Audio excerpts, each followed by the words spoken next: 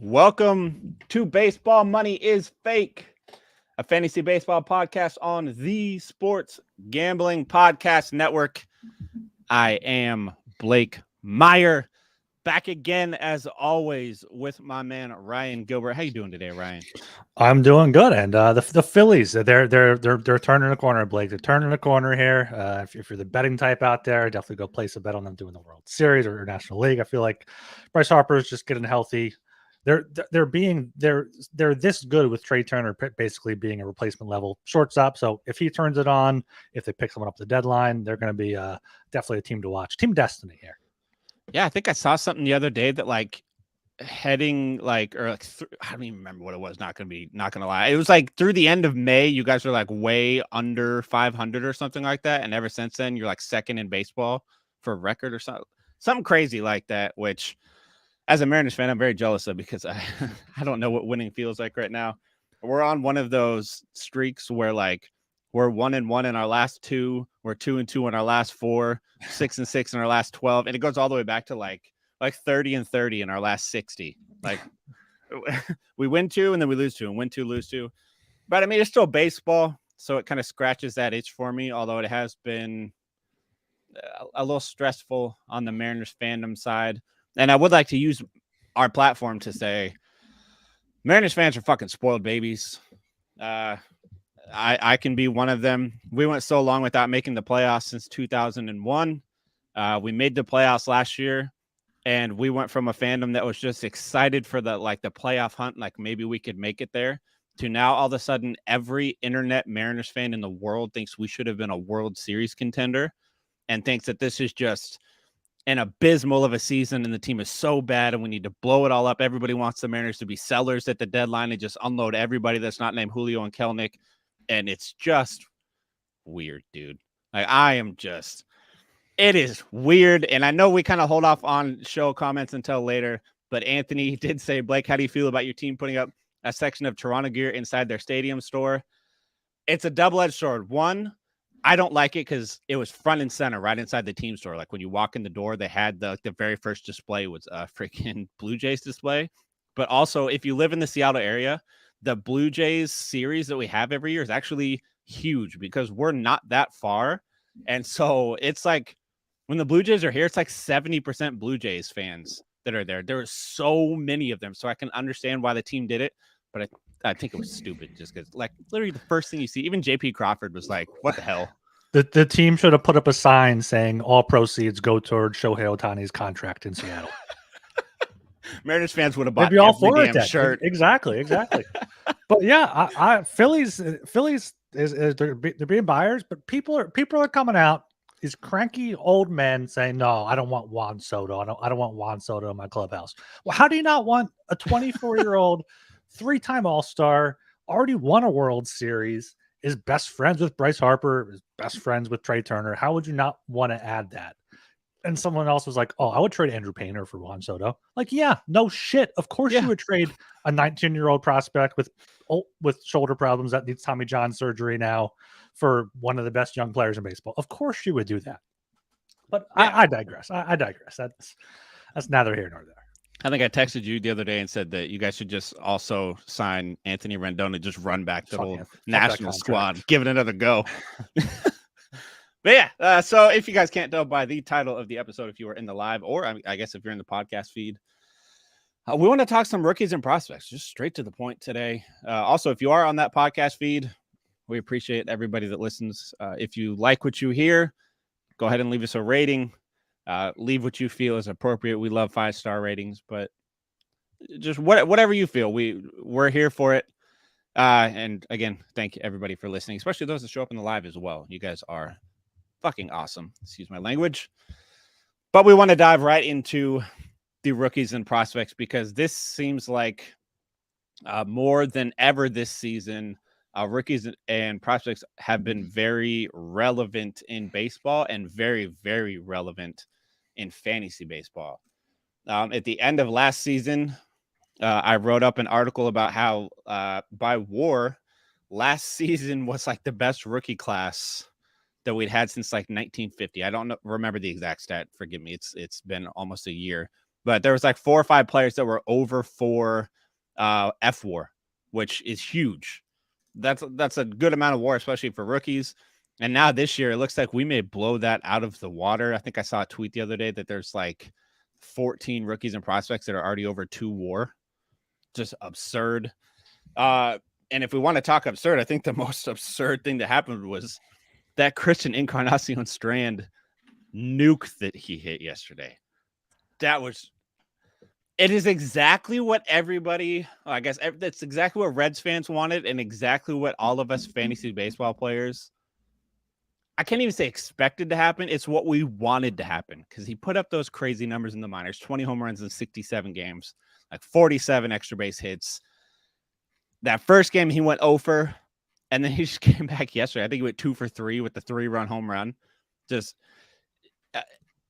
are you thinking, God, I don't even know how to formulate this question.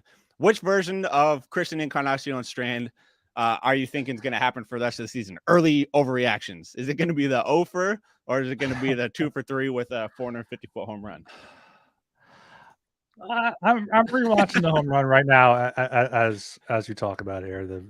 But yeah, it was a good hit, but that's his only good. I guess he had a 93 exit velocity fly out against Logan Webb, so that was something. But overreaction. Like I said last show, I'm not completely sold on him yet. I feel like he could come in and be another Ellie De La Cruz, and the Reds that'd be great for them. But I have per league. I picked him up in my 8-team league, so I'm hoping he does well. But I'm not fading him, but I'm not buying in fully. Yeah, I think this is all because it's hard to discuss some players like this sometimes because it is 2 games in. But when somebody does something like this 2 games in, and it's kind of like what you expected them to do, it really it makes the excitement boil up even more. I think the most important thing is no strikeouts in 2 games. That's good. Which is huge because I know he had really cut his strikeout rate in the minor leagues way back. That was one of the biggest things he had done this year was his plate discipline had improved so much. He had that over 10% walk rate in the minors for the first time in his career. His strikeout rate was like 21%, which is, if somebody goes an entire season with a 21% strikeout rate at the major league level, that's good.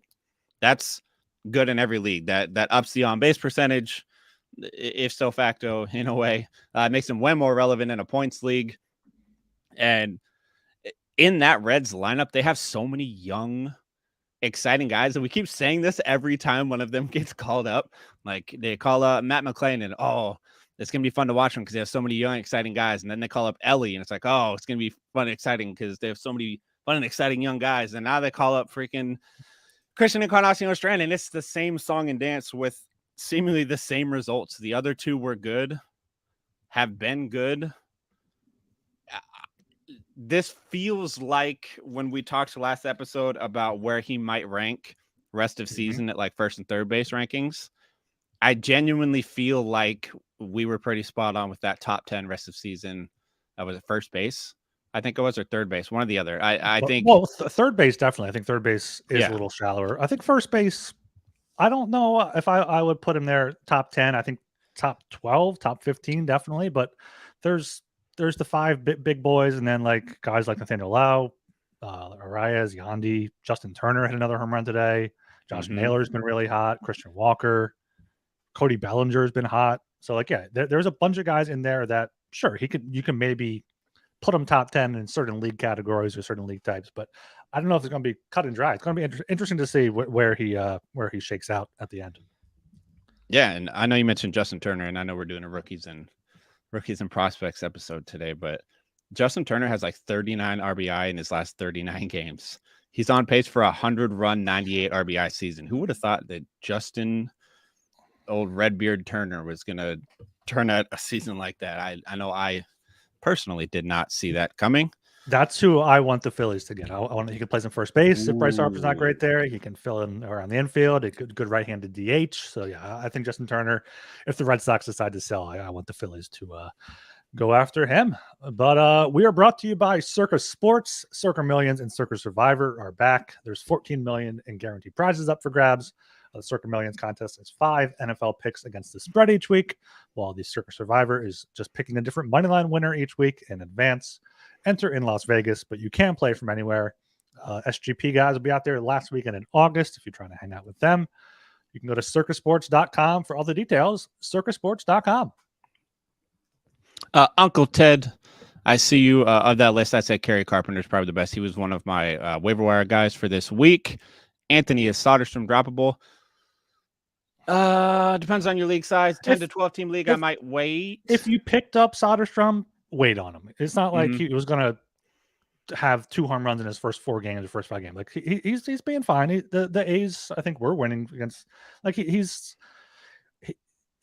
shouldn't have expected like a huge thing out of the gate. I think if you picked him up and there's no one else better at catcher, I think you keep him. And it looks like he did mention CJ Cron.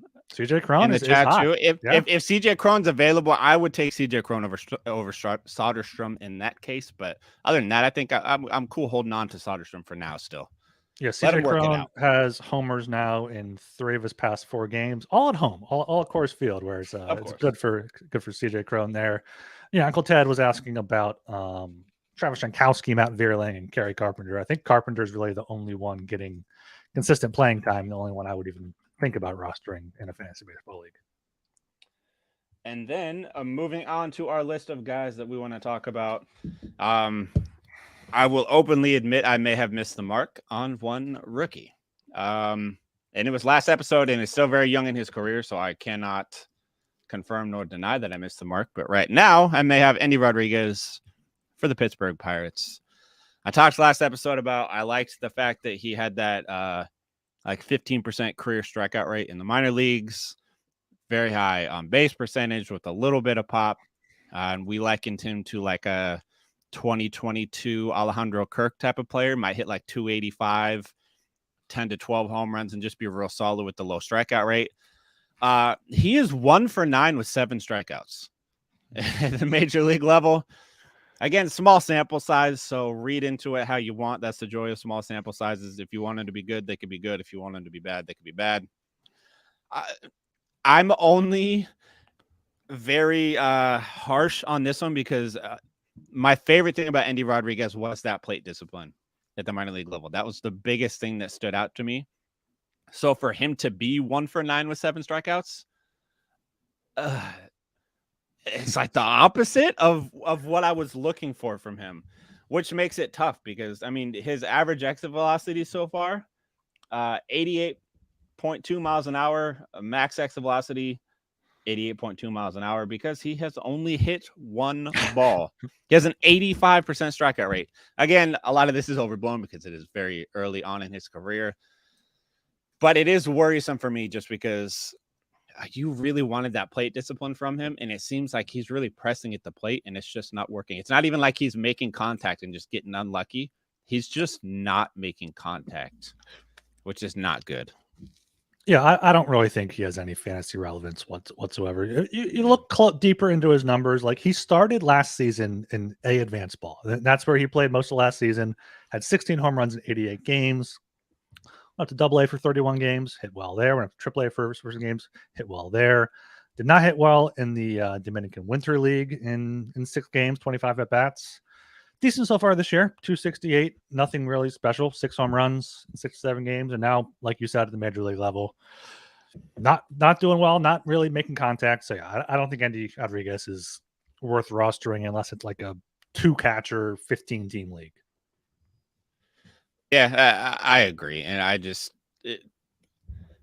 there was hope there before, and I get it if you're in like a 15-team or a dynasty league and all that. There's obviously still value there in a dynasty league, so you can't discredit him in those formats. It's just in more of a like a redraft style league, a minimal keeper league. I wouldn't even keep him in a dynasty, honestly. I don't think he's going to be one of the best 15 catchers next year. Yeah, see, that's the crazy thing people aren't talking about enough either. Like, catcher is actually deep, which is weird because we talked about it before the season, how catcher is like the tight end of fantasy football. Like, there's a couple good ones and then everybody else sucks. But catcher this year has been good. There's 12 to 15 usable catchers right now. I wonder, and I think that might be due to like allowing catchers to DH more so that they're don't have to focus on both all the time. I'm not sure if that's something we can read into, if there's, DH games by position or whatever. But yeah, and that's even with Realmuto having a bad season. So like Realmuto having a bad season, Dalton Varsho is arguably unrosterable. Salvador Perez is not hitting well, but there's these other guys, Jonah Heim, Sean Murphy, these types, just making catcher decently deep there. But another Rodriguez we talked about last show, and then he had a start for the Orioles. Grayson Rodriguez, I don't think he did too well in that start. 5 innings, 4 earned, 4 strikeouts, a whip of 1.8 there against the Dodgers. His next start is Saturday against Tampa Bay in Tampa Bay, so not really a good matchup there. But what did you see from Rodriguez? You got any of those fancy stats for us? Well, I mean, there were some things that I did like for Grayson Rodriguez. The velo was way up. He touched 101, which I think he threw his 5 fastest pitches of the season all in the first inning. I did see that. It was like 99, 99, 100, 101. He just kept throwing. He came out fucking guns blazing, which I like to see. And he was getting a little more spin on his pitches too. Like across the board, all of his pitches were a lot more spinny, which is cool. And he had very sweet usage rates. 49% fastball, up to that changeup to 33%, which we have been hammering home that changeup is his best pitch, that is his best out pitch, and he needed to throw it more. And wouldn't you know it, it generated 5 whiffs on 17 swings, 29% whiff rate. Good. We take those. We like a 30% is like a really, really good number for a whiff rate. So 29%, I'm just going to round up, call that 30. If you want to do the small sample size thing, he had a 50% whiff rate on his slider, but he got 1 swing and miss on 2 swings. So his problem's been the fastball. It's been very hittable, which seemed to continue to be a problem for him again in this last start. It had an 88% zone contact rate. They were making very hard contact off of it. So he's going to have to find a way to like make hitters miss on that, whether it's lower the usage rate even more. Like if he's going to be hitting, I think he hit 101.6. 101 flat was his highest. If he's going to hit 101, that's fine. But you can't then throw the pitch 50% of the time. Lower that to 40%, up the slider to like 18%, and the changeup up to 35%. Like, just move the numbers around a little. Let that fastball be something you use just to set up those other pitchers rather than relying on that pitch. If he can do things like that, he can find some success moving forward. I did think it wasn't the greatest start. Obviously, giving up 4 runs in 5 innings isn't great for the ERA, but there was a lot of things that you can take away from that start that were a positive compared to how he started the year. So his next matchup, I think it was against Tampa Bay. Not the most ideal welcome back, having to go against the Dodgers and Tampa Bay in the same week in your first week back to the majors, but he showed the upside that I like to see from somebody that got sent down. It looks like he made the changes he needed to make. Yeah, and his one start against the Rays this year was actually probably one of his better ones. 5 2/3, 7 hits, only 2 runs, 2 walks, 4 strikeouts. Those were 2 solo home runs he gave up and got the win there. So, you know what? Maybe I think Grayson Rodriguez is someone like you might want to bench him against a better team, but he's someone that can come out and go 5 innings, 9 strikeouts. Like he can do that, and you miss out on that. So it's tough with someone like him, but I feel like it's someone like you need to kind of take a stand on and be like, okay, I'm just going to start him. Whatever happens, or you're going to try to drop him or see if you can trade him. Yeah, I know. I picked him up in both of my points leagues, both my home leagues, and I'm rocking with him. Even though he gave up 4 runs, he still had a positive points day. It wasn't as exciting of like a points showing as you'd hope for a starting pitcher, but anytime a pitcher can go positive in a world where, like yesterday, I had 2 people go yesterday. I had Brian Wu and Tariq Skubal go yesterday, and it was in my main home league, and that's negative 21 points out of the 2 of them. It is Wednesday as we record this. I have 0 points in fantasy this week. 0. There were so many high-scoring games on Tuesday, and I have a theory for why I'm going to be betting some overs. I think pitchers are starting to wear down a little bit more with the pitch clock, with not having that recovery time between it. Now with the heat, especially as well, so I think you're going to see teams with thinner bullpens give up a lot more runs, especially when one of their top pitchers isn't starting. I agree. And then moving on to his running mate, Gunnar Henderson. Yes. Admittedly, coming into the season, I was a little lower on him than some of the other analysts were. It was for a good reason, though. I did not like his splits against lefties. Coming into this year, he had only hit above 200 against lefties in rookie ball. Other than that, it was below the Mendoza line at every single level. So I was worried. But recently, I mean, he's not necessarily hitting lefties better. He's just tearing the fucking cover off the ball. And today, a little bit ago, he hit his first home run off of a lefty. So maybe turning a corner a little bit. Who knows? On the year, he's got 15 home runs, 41 RBIs, stole a handful of bases, hitting 247 with a 28% strikeout rate. Not the biggest fan of those, but overall, he has been great. If you look at his StatCast page, ton of red on there, except for K rate's low, but whatever, you can overlook that a little bit. Ryan, how are we feeling about Gunnar Henderson going forward this year? Oh, I absolutely love this big turnaround that he's had in my keeper league. I was planning on I might still kind of trade him to try to win this year, but he might be someone to keep on my team to try to win this year with how well he's hitting. Yeah, you said he's still not hitting lefties too well, hitting 203 with no home runs coming into today. Did hit that home run off of Julio Urias, I believe, unless it was a reliever that came in. Yeah, he's been really good since since the middle of May. I feel like over the past, baseball reference here, past 28 days, and in 268, 844 OPS.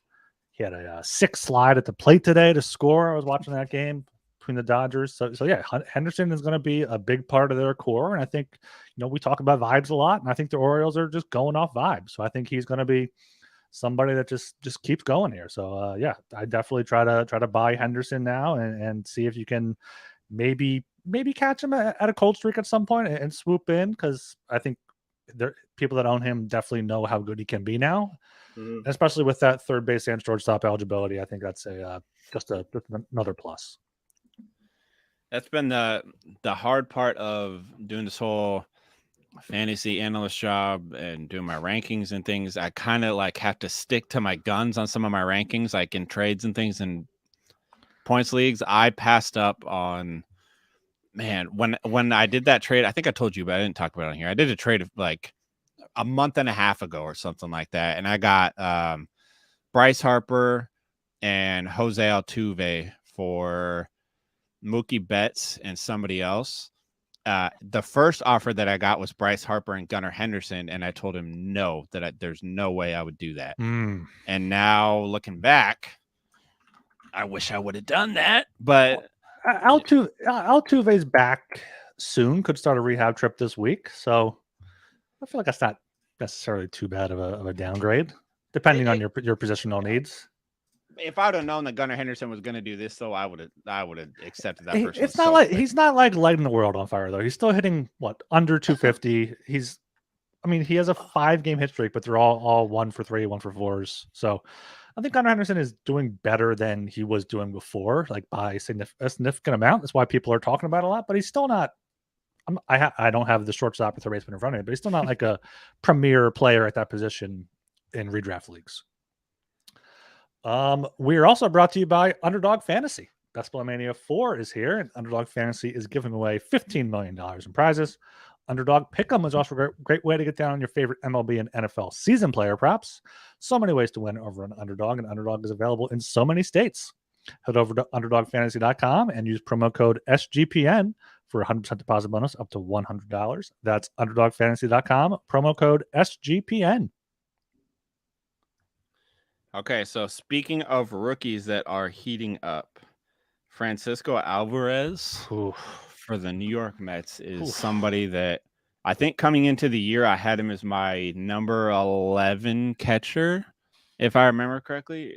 Excuse me if I'm wrong. I don't have my Fantasy Pros rankings up right now. You better not be wrong. I think I had him as my number 11 coming into the year. And after his 2-home run game yesterday, which I believe was his third multi-home run game this season, which is absurd, he now leads all catchers in baseball in home runs while hitting, I think he's hitting 260.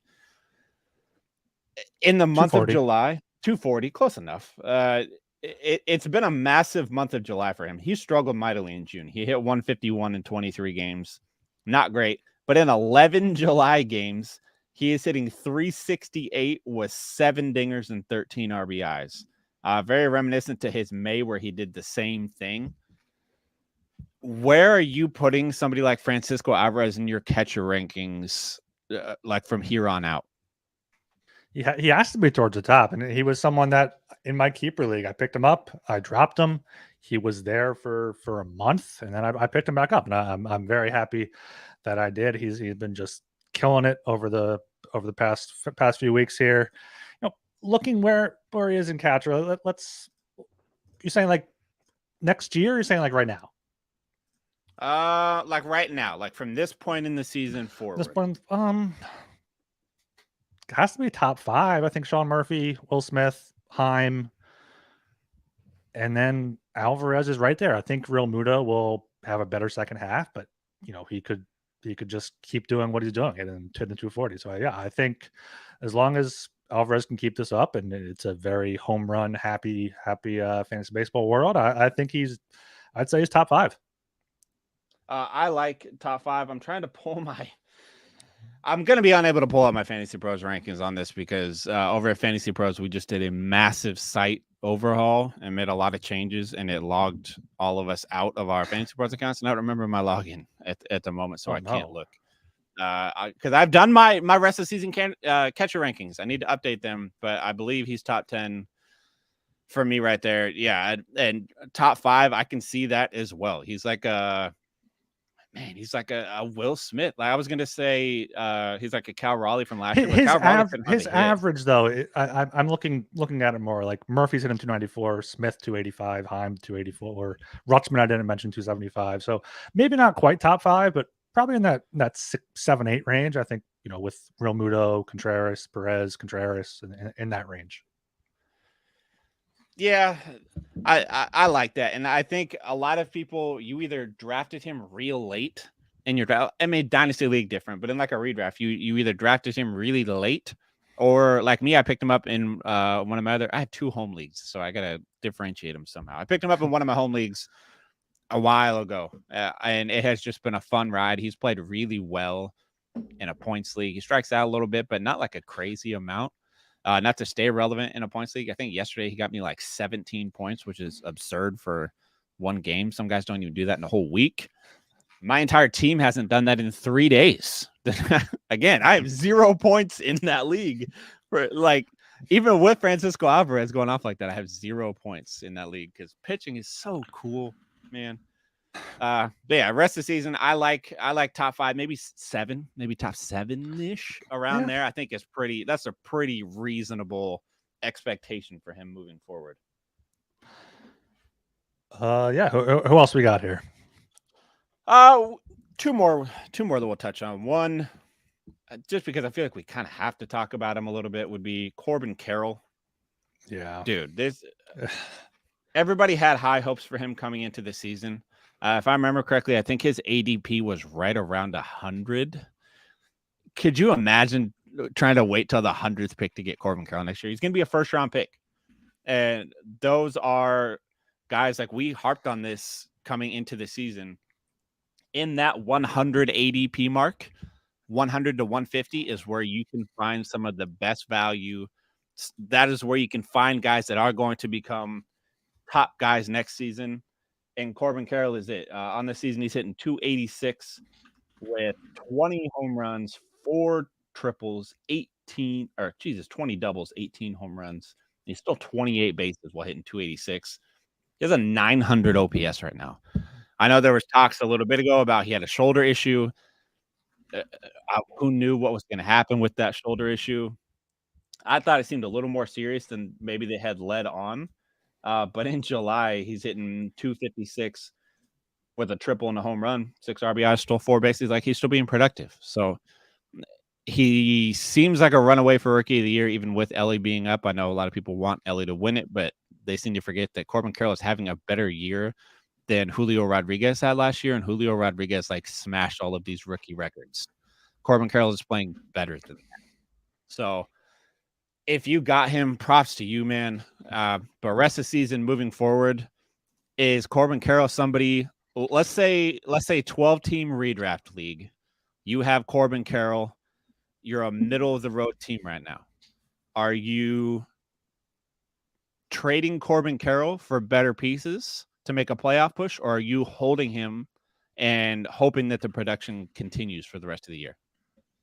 I think if you can trade him for a comparable outfielder in another piece, I think that's something you should always consider doing in redraft leagues. If especially if it's a position that a shallow one where there's not much available on the waiver wire, or even if you get an outfielder and a pitcher back for him. But yeah, I think you just got to ride this out. And yeah, I was not in on Corbin Carroll whatsoever. I didn't think he would be this good. And looking in my 8-team league, he ended up going in the 7th round.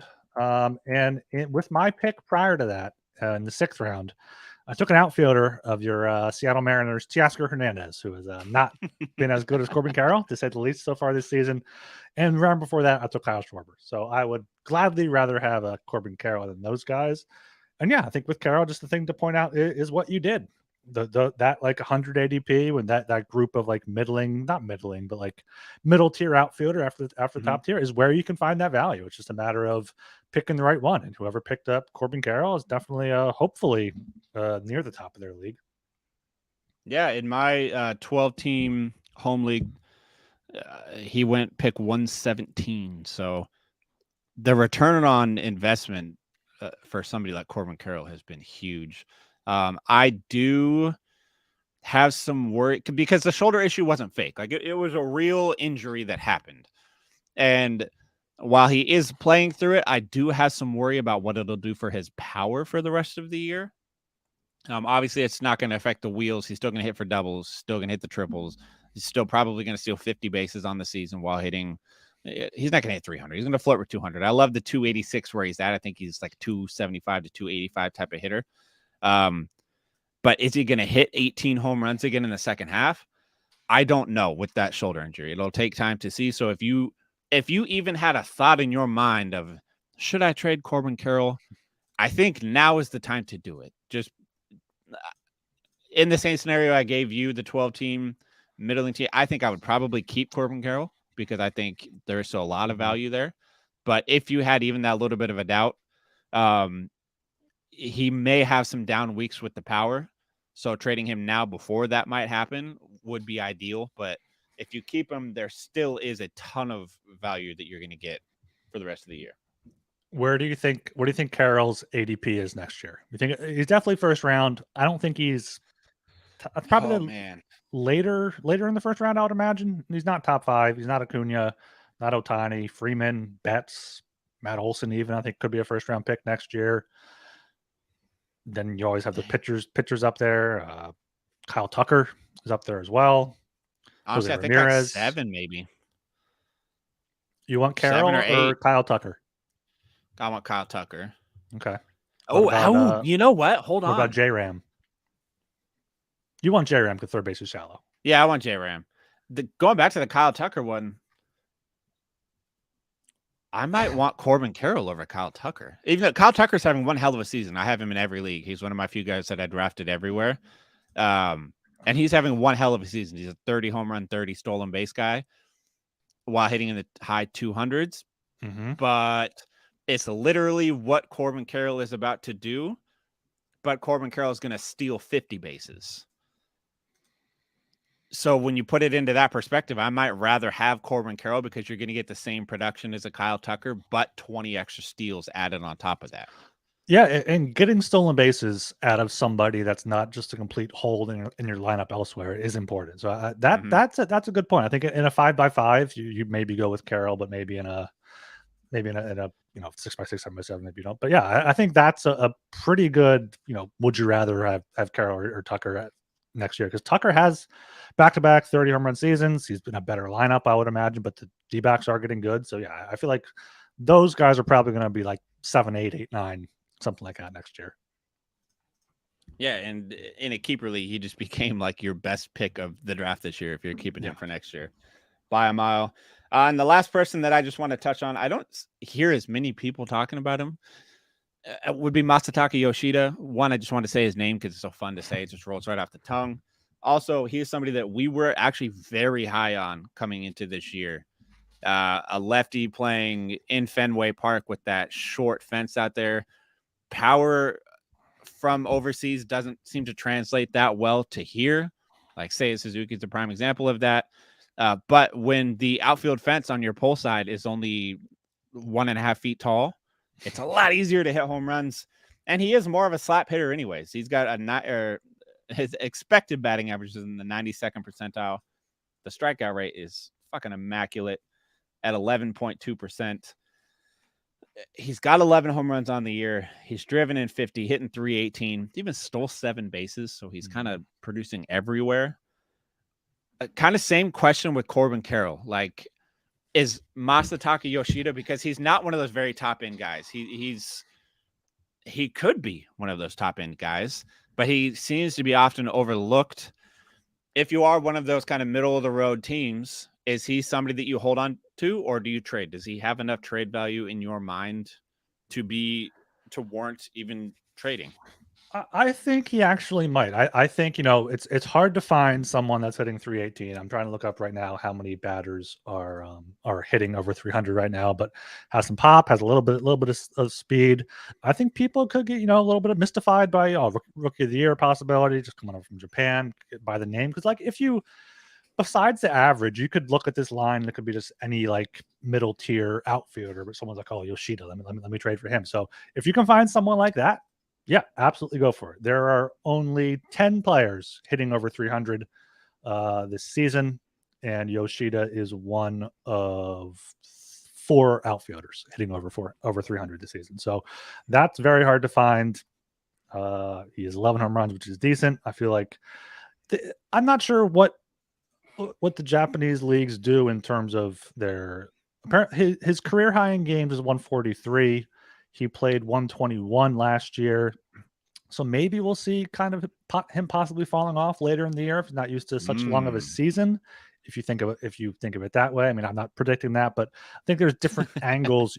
There's different angles you can attack it from. It's just trying to find whichever one works best for you in your specific position. Yeah, I think I'm spot on with you in that one.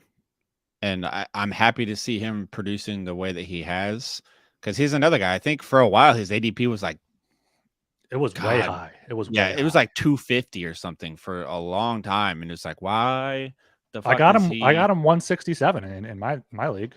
Yeah, it's just like he was one of those guys that I get the hesitation. Seiya Suzuki did bring a lot of that kind of carry over to Yoshida this year, because the hopes are so high for Seiya Suzuki, and then he got injured and underperformed last year. So I get it, but man, Yoshida has been so good, and I think there's for sure value there. I might keep him just because the high batting average is hard to come by. Yeah, with a little bit of pop too. Like Luis Arias is batting over 300, but he's got no pop, so count him out. It's nice to have those guys that can kind of have that really high average and then sprinkle a little bit of everything else in there too. So yeah, it's been an amazing year for rookies this season. I know I have a team that is full of them. Other guys that I've loved so far this year are guys like Bryce Miller and Brian Wu. Despite Brian Wu struggling yesterday, I don't really care. I think he's still great. Abbott for the Reds has been incredible still. Hunter Brown for the Houston Astros has been good. He's fallen off a bit as of late, but he's still showing a lot of upside. And I know you mentioned Andrew Painter at the beginning, and I just want to say RIP to his arm and to the 2024 season. So you're going to have to treat him like you treat Shane Baz this year. A lot of upside, but you gotta wait. With Painter officially on the shelf, though, I would take a look at Griff McGarry, a Phillies pitching prospect, currently pitching in Double-A. He's 24, has a little bit more experience. He has a 3.63 ERA down there in the minors, 53 strikeouts in 39 innings. So I feel like he's somebody that could either be a part of a trade package or more likely come up and maybe get a few spot starts at some point during the season. Just closing the book on Yoshida there, his ADP up until March was 237, and then in March was 173. So he came down significantly. Everybody heard us talking about him and ran to go draft him in their leagues. But appreciate everybody listening. You guys are the best listeners in the world.